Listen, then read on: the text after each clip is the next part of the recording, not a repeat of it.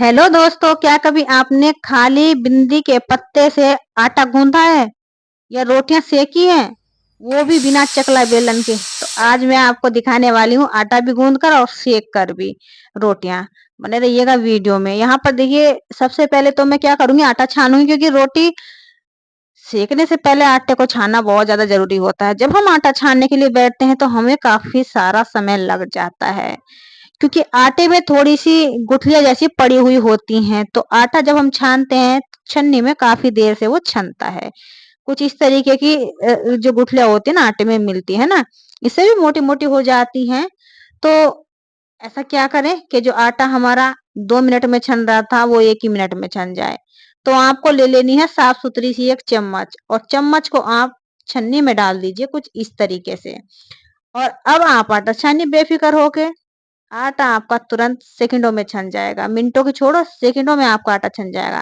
क्योंकि चम्मच का जो हैंडल होता है ना, जब इस तरीके से घूमता है ना ये, तो आटा अपने आप ही छन जाता है। जितनी गुठलियाँ होती है वो सब रिमूव हो जाती हैं आटे की, और जो आटा है हमारा बहुत ही बढ़िया तरीके से छनकर परात में आ जाता है।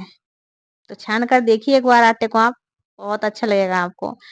अब जो नेक्स्ट आइडिया है मेरा, ये जो मैं कुकर ली थी, तो इसकी कंडीशन को देखकर आप ये मत कहिएगा दोस्तों गंदा-गंदा नहीं है। ये जो पानी का खारापन है ना, वो इस पे लग गया है, साफ नहीं हो रहा है बिल्कुल भी, साफ करने के बाद भी। लेकिन ये जो स्टिकर था ना इसका, ये ऐसा हो गया है। मैं इसे शुरू में उतारी नहीं तो ये ऐसा हो गया था, फिर मैंने सोचा चलो इसको उतारती हूँ। तो मैं यहाँ पर चावल बना रही थी कुकर में, तो मैंने स्टिकर को देखिए कितने आसानी से उतार लेना है यहाँ पर। ये देखिए, तो पता नहीं कुछ पानी इस घर का ऐसा ही है खारा सा, तो वो बर्तनों पे बैठ जाता है। तो इसलिए आप इग्नोर कीजिएगा। ये कमेंट मत करना कि कुकर आपका कैसा है, ये है वो है। कुकर बिल्कुल न्यू है, अभी तक लिए हुए 1 महीना भी नहीं हुआ इसे। अब देखिए दोस्तों, कोई भी आपका स्टिकर होगा फटा पुराना सा या कैसा भी, आप गरम बर्तन पे जब उसको उतारते हैं ना, देखिए गरम है, अभी इसमें सीटी लग रही है कुकर में, तो ये जो है ना इसका जो गोंद होता है वो थोड़ा सा पिघल जाता है, तो वो आराम से उतर जाता है। वरना आप ठंडे बर्तन पे स्टिकर उतारेंगे तो बिल्कुल भी नहीं उतरेगा और फट जाएगा। तो अब देखिए दोस्तों, कितने आसानी से मैंने स्टिकर निकाल दिया है। अब क्या करूंगी, मैं किसी एक कपड़े से इसको अच्छे से रफ कर देती हूँ, तो इसमें गर्म होने के कारण ना ये जो गोंद है ना ये भी रिमूव हो जाएगा। ये देखिए, गोंद भी रिमूव हो गया है इसका ये ग्लू, और हमारा कुकर से स्टिकर भी निकल चुका है। अब बढ़ते हैं अपने खास ट्रिक की तरफ। तो लेडीजें लगाती हैं बिंदी, और बिंदी जब हो जाती है खत्म, उसके पत्ते को फेंक देती हैं। तो अगर आपको ये वाला आइडिया अच्छा लगा, तो बिंदी को कभी मत फेंकिए, खाली पत्ते को यानी कि। तो देखिए दोस्तों, अभी ये पुरानी बिंदी है इसमें जो लगी हुई है, इनको मैं हटा देती हूँ पहले तो। और जो आज ये खाली पैकेट है, इसका मैं बहुत ही बेहतरीन इस्तेमाल आपके साथ शेयर कर रही हूँ। तो देखिए दोस्तों, यहाँ पर मैंने छाना हुआ है आटा, है ना, और इस आटे को हम लगाएंगे इस खाली बिंदी के पत्ते की मदद से। कैसे लगाएंगे मैं आपको बताती हूँ। तो जब हम आटा लगाते हैं, आपने नोट किया होगा दोस्तों, ये जो परात होती है ना हमारे, इस तरीके से रगड़ खाती है ना। जब हम स्लेब पर लगाते हैं परात रख के, या फिर नीचे फर्श पे बैठ के आटा गूंथते हैं, तो इसकी जो ये बेस होता है, तली होती है परात की, ये घिसती रहती है, और नीचे काला कालापन सा आपने देखा भी होगा, काला काला सा लग जाता है पॉलिश जैसा। तो वो हमारे परात की जो तली होती है ना वो घिसती रहती है। और डेली इसी तरीके से जब हम आटा गूंथते हैं, तो कुछ ही टाइम बाद जो परात होती है हमारी, बेस की तरफ से उसमें छेद हो जाते हैं, होल हो जाते हैं। हमारी परात पूरी न्यू रहती है, लेकिन तली की तरफ से उसमें होल हो जाते हैं। तो अब देखिए आपने करना क्या है, आपने बिंदी का खाली पत्ता ले लेना है, और ये एक ही बार में फटने वाला नहीं है, क्योंकि काफी हार्ड ये होता है। तो देखिए, आपको जब आटा गूंथना है, तो आटा गूंथने से पहले आपने ये बिंदी का खाली पत्ता परात के नीचे रख लेना है, इस तरीके से। या जिस चीज में भी आप आटा लगाते हैं, उस बर्तन के नीचे रख लीजिए। वैसे तो परात के नीचे जब आप इसे रखेंगे तो इसकी तली बिल्कुल खराब नहीं होगी, और ये फिसलेगी भी नहीं, फिसलती भी बहुत है। अब देखिए कितने आसानी से जो हमारा आटा है वो लगकर तैयार हो जाएगा। परात इधर उधर को भी नहीं खिसकने की, आप आराम से आटा लगा पाएंगे। एक तरीका तो ये हुआ खाली बिंदी के पत्तों को रीयूज करने का, इस तरीके से आप आटा लगा सकते हैं। दूसरा मैं आपको बताती हूँ। अभी तो मैं आटा लगा देती हूँ दोस्तों। देखिए, कुछ लेडीज ऐसी होती हैं, एक ही हाथ से आटा लगाती हैं। हमेशा ध्यान धरें, आटा कभी भी एक हाथ से नहीं लगाना चाहिए। चाहे आप एक हाथ से आटा लगा लें वो अलग चीज है, लेकिन लास्ट में आपको दोनों हाथ आटे में जरूर डालने चाहिए। क्योंकि हिंदू धर्म में कहा जाता है कि एक हाथ से आटा पिंडदान के लिए लगाया जाता है, तो वो बिल्कुल भी शुभ नहीं माना जाता है किसी भी तरीके से। इसलिए आप लास्ट में आटे के ऊपर दोनों हाथों से फिंगर जरूर छाप दें दोस्तों। ये बहुत बड़ा एक रीजन होता है जो हमारे स्वास्थ्य से संबंधित होता है। हमारे परिवार के सभी सदस्य स्वस्थ रहते हैं, घर में कोई भी निगेटिविटी, नकारात्मक ऊर्जा जो नकारात्मक होती है वो घर में प्रवेश नहीं करती है।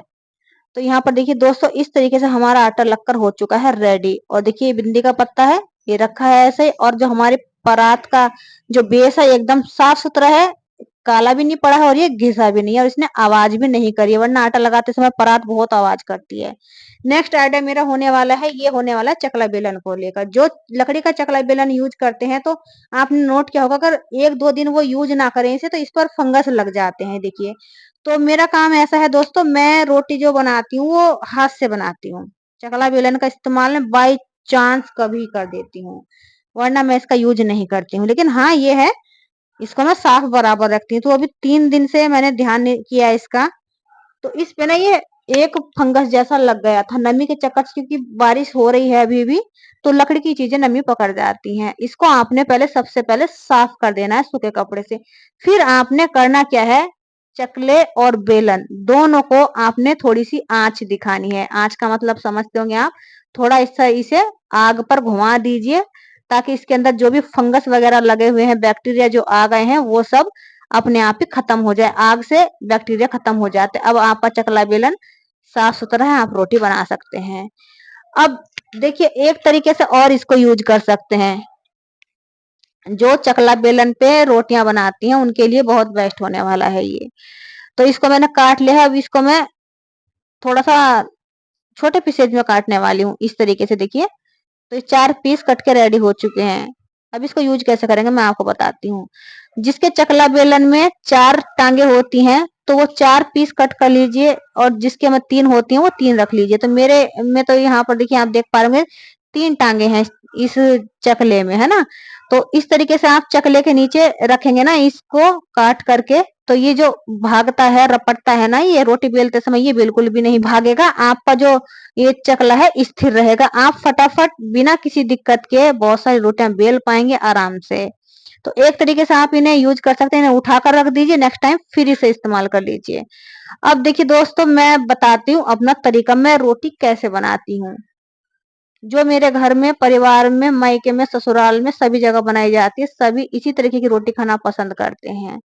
जो चकला बेलन पे आटा लगा के रोटी बनाई जाती है वो मेरे घर में नहीं खाई जाती है। बाई चांस मजबूरी में खा लें वो अलग चीज है, लेकिन जो रोटी बनाने का मेरा तरीका है वो यही है। चाहे आप देसी तरीका समझ लीजिए, चाहे कुछ भी समझ लीजिए, इन रोटी का जो स्वाद होता है वो पलेथन वाली रोटी से 4 गुना ज्यादा होता है। तो मैं थोड़ा सा तेल ले लेती हूँ सरसों का, और उसमें एक उंगली डिप करती हूँ, फिर आटे की लोई पर लगाती हूँ, और फिर मैं रोटी को बेल लेती हूँ, यानी कि बढ़ा देती हूँ। ये देखिए इस तरीके से।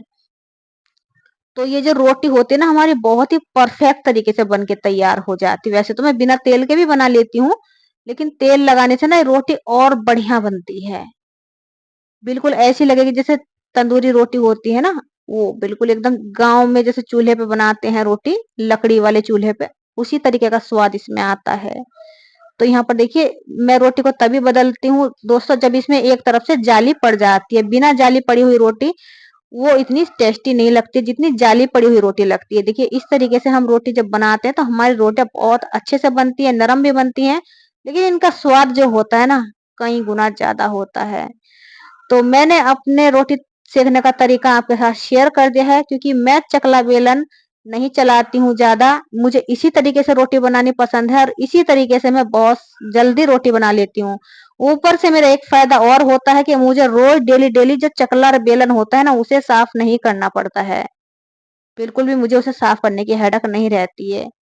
तो आई होप कि मैं जो आपको समझाना चाह रही थी आपको समझ में आया होगा। लेकिन काफी हेल्पफुल टिप्स है, आप चाहे तो ट्राई करके देख सकते हैं। ये जो रोटी होती है सबको पसंद आती है, बच्चे बड़े सब बहुत चाव से खाते हैं और ये हेल्दी भी होती हैं।